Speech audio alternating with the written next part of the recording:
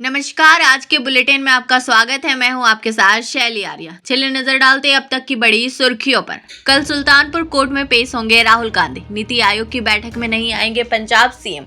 आम आदमी पार्टी को नया कार्यकाल अलॉट हुआ। नेम प्लेट विवाद की अमेरिका में चर्चा। कुल्लू मनाली में बादल फटने से तबाही। अमेरिका के राष्ट्रपति जो बाइडेन ने देशवासियों को अपने चुनावी रण से हटने का बड़ा कारण बताया। दिल्ली में आज से भाजपा के संगठन मंत्रियों की बैठक शुरू हो रही है।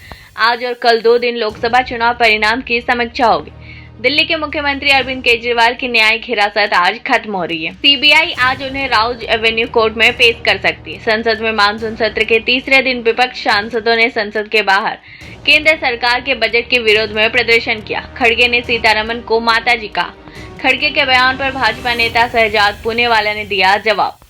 किसान नेताओं से मुलाकात के बाद एमएसपी को लेकर लोकसभा में विपक्ष के नेता राहुल गांधी ने क्या कुछ कहा, ये भी जानेंगे आगे। उत्तर प्रदेश के मुख्यमंत्री योगी आदित्यनाथ ने लखनऊ स्थित अपने सरकारी आवास पर मुरादाबाद मंडल के विधायकों से मुलाकात की।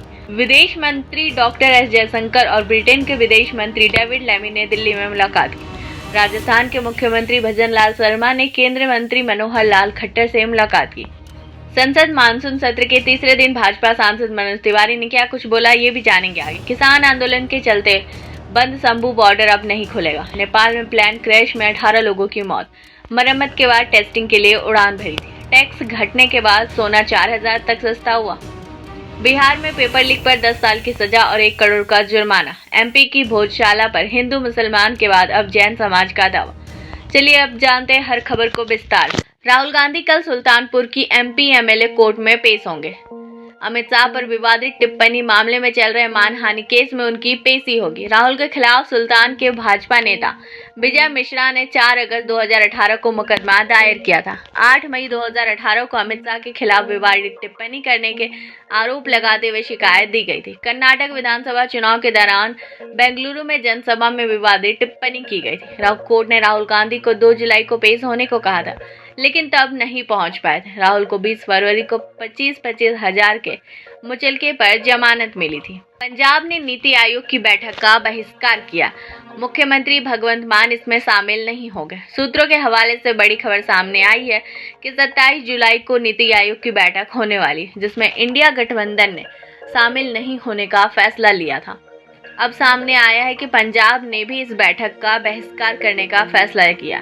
पंजाब के मुख्यमंत्री भगवंत मान भी बैठक में नहीं आएंगे। किसान नेताओं से मुलाकात के बाद लोकसभा में विपक्ष के नेता राहुल गांधी ने कहा, हमने अपने घोषणा पत्र में कानूनी गारंटी के साथ एमएसपी का जिक्र किया है। हमने आकलन किया है और इसे लागू किया जा सकता है। अभी एक बैठक की जिसमें तय किया गया कि हम इंडिया गठबंधन के दूसरे नेताओं से बात करेंगे और सरकार पर दबाव डालेंगे कि देश के किसानों को एमएसपी की कानूनी गारंटी दी जाए। संसद में मानसून सत्र के तीसरे दिन विपक्ष सांसदों ने संसद के बाहर केंद्र सरकार के बजट का विरोध प्रदर्शन किया। इंडिया ब्लॉक के नेताओं ने कहा कि इस बजट से 90% देश गायब है। सिर्फ बिहार और आंध्र प्रदेश को खुश किया गया है, क्योंकि यहाँ के मुख्यमंत्रियों के भरोसे केंद्र की सरकार चल रही है। यह मोदी सरकार बचाओ बजट है। वहीं राज्यसभा में नेता विपक्ष मल्लिकार्जुन खड़गे ने वित्त मंत्री निर्मला सीतारमन को माताजी बताया। उन्होंने कहा कि माताजी बोलने में एक्सपर्ट हैं। इस पर राज्यसभा के सभापति जगदीप धनखड़ बोले, वो माताजी नहीं, आपकी बेटी की उम्र के बराबर है। इसके अलावा टीएमसी सांसद अभिषेक बनर्जी ने कहा कि भाजपा अल्पसंख्यकों को टारगेट कर रही है। लोकसभा और राज्यसभा में एक भी मुस्लिम सांसद नहीं है। विपक्ष द्वारा बजट को भेदभाव वाला बताने पर वित्त मंत्री निर्मला सीतारमन ने कहा कि बजट में सभी राज्य का नाम लेने का मौका नहीं मिलता। कांग्रेस के नेतृत्व में विपक्ष के नेता जानबूझकर ऐसे आरोप लगा रहे हैं ताकि लोगों को लगे कि उनके राज्य को कुछ नहीं मिला। यह ठीक नहीं है। वहीं भाजपा नेता शहजाद पूनेवाला ने कहा, सबसे पहले इंडिया गठबंधन तय करे कि बजट को लेकर उनका स्टैंड क्या है। अगर किसी राज्य को उसका अधिकार दिया जा रहा है तो उसमें इंडिया गठबंधन वाले उस राज्य के लोगों को किस तरह से अपमान करते हैं। आरजेडी को बताना चाहिए कि क्या वो मल्लिकार्जुन खड़गे की बात से सहमत है। क्या वे खड़गे जी की तरह नीति आयोग का बहिष्कार करेंगे, क्योंकि बिहार को उसका अधिकार मिला। यही तो वो लोग हैं जो विशेष पैकेज और विशेष राज्य के दर्जे की मांग कर रहे थे। उन्हें विपक्ष बजट से नहीं, बजट बनाने वाले लोगों से समझ समस्या। वहीं झारखंड के मुख्यमंत्री हेमंत सोरेन ने कहा, झारखंड राज्य के दृष्टिकोण से अगर हम इस बजट को देखें तो शायद केंद्र सरकार को झारखंड पर विशेष ध्यान देने की आवश्यकता है, क्योंकि जितना झारखंड देता है उसके हिसाब से हमें कितना मिला, क्या खोया क्या पाया, यह आपके सामने है। इसे हम राजनीतिक बजट कह सकते हैं। संसद मानसून सत्र के तीसरे दिन भाजपा सांसद मनोज तिवारी ने कहा, ये विपक्ष गिरा पड़ा है।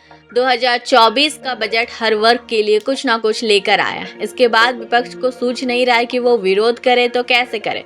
कल इन लोगों ने कहा कि यह बजट सरकार बचाओ बजट है, तो क्या हम सरकार गिराओ बजट बना दे?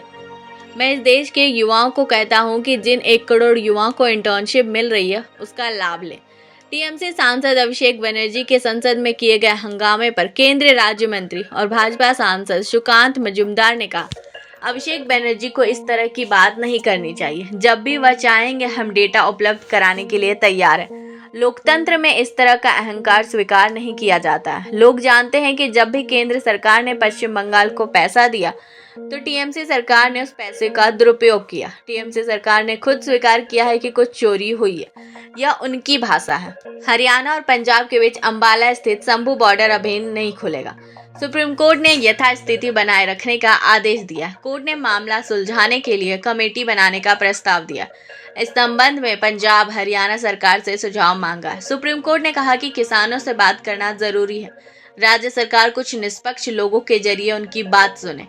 हाईकोर्ट ने बॉर्डर खोलने का आदेश दिया था। किसान अपनी मांगों को लेकर शंभू बॉर्डर पर 13 फरवरी से डेरा डाले हुए हैं। ऐसे में सुरक्षा को ध्यान में रखते हुए हरियाणा सरकार ने हरियाणा और पंजाब के शंभू बॉर्डर को बैरिकेड्स लगाकर बंद कर दिया है। इससे लोगों को आने जाने में परेशानी हो रही है। नेपाल की राजधानी काठमांडू में विमान क्रैश होने से 18 लोगों की मौत हो गई। घायल पायलट कैप्टन एम साक्य को गंभीर हालत में अस्पताल पहुंचाया गया। प्लेन काठमांडू से पोखरा जा रहा था। प्लेन ने बुधवार की सुबह करीब 11 बजे त्रिभुवन एयरपोर्ट से उड़ान भरी। इसके कुछ ही देर बाद यह क्रैश हो गया। प्लेन शौर्य एयरलाइंस हादसे में मारे गए लोगों में से 17 शौर्य एयरलाइंस के ही स्टाफ थे, जबकि 2 क्रू मेंबर्स थे। हादसे में मारे गए 18 लोगों में से 3 एक ही परिवार के हैं। 21 साल पुराने इस प्लेन को मरम्मत कर टेस्टिंग के लिए ले जाया जा रहा था। प्लेन में मौजूद लोग कंपनी का टेस्टिंग स्टाफ थे। घटनास्थल पर मौजूद चश्मदीदों ने बताया कि प्लेन रनवे के दक्षिणी छोर से टेक ऑफ कर रहा था। अचानक से इसमें झटका लगा और आग लग गई। हालांकि हादसा किस वजह से हुआ इसकी पूरी जानकारी अभी तक सामने नहीं आई है। हिमाचल में बादल फटने की घटना हुई है, जिसके चलते मनाली लेह हाईवे ब्लॉक हो गया। सड़क पर मलबा, बड़े बड़े पत्थर पड़े हैं, अथाह पानी बह रहा है। इसलिए टूरिस्टों से अपील है कि वे मनाली लेह की तरफ ना जाए। मानसून के चलते भारी बारिश होने से कुदरत का कहर देखने को मिल सकता है। बिहार विधानसभा से एंटी पेपर लीक विधेयक पास हो गया। राज्यपाल के हस्ताक्षर के बाद ये बिल राज्य में लागू हो जाएगा। इस बिल के मुताबिक अब पेपर लीक को सीरियस क्राइम माना जाएगा। अगर कोई व्यक्ति पेपर लीक करता है तो उसे 3 से 10 साल की सजा हो सकती है। साथ ही 10 लाख से 1 करोड़ रुपए तक जुर्माना लगाया जा सकता है। कांवड़ यात्रा मार्ग पर नेम प्लेट लगाने के मुद्दे पर अब पाकिस्तानी पत्रकार के सवाल का जवाब देते हुए अमेरिकी विदेश विभाग के प्रवक्ता मैथ्यू मिलर ने कहा, हमने वे रिपोर्ट देखी है कि भारतीय सुप्रीम कोर्ट ने 22 जुलाई को नियमों के क्रियान्वयन पर अंतिम रोक लगा दी, इसलिए वे वास्तव में प्रभावी नहीं है। सामान्य रूप से कहे तो हम दुनिया में कहीं भी सभी धर्म की और आस्था की स्वतंत्रता के अधिकार के लिए सार्वभौमिक सम्मान को बढ़ावा देने और उसकी रक्षा करने के लिए हमेशा प्रतिबद्ध है, और हमने सभी धर्मों के सदस्य के लिए समान व्यवहार के महत्व पर अपने भारतीय समकक्षों के साथ बातचीत की है। अमेरिका के राष्ट्रपति जो बाइडेन ने व्हाइट हाउस के ओवल ऑफिस से आज राष्ट्र को संबोधित किया। इस दौरान उन्होंने बताया कि उन्होंने 5 नवंबर को होने वाले राष्ट्रपति चुनाव के लिए राष्ट्रपति पद की दौड़ से अपना नाम क्यों वापस ले लिया। 81 वर्षीय बाइडेन ने कहा कि अमेरिका परिवर्तन के बिंदु पर खड़ा है और अब समय आ गया है कि मसाल को नई पीढ़ी को सौंप दिया जाए। राष्ट्र को एकजुट करने का सबसे अच्छा तरीका यही है। ऐसे ही देश और दुनिया की तमाम खबरों के लिए जुड़े रहें हमारे साथ और देखते रहें आई न्यूज़ हिंदी।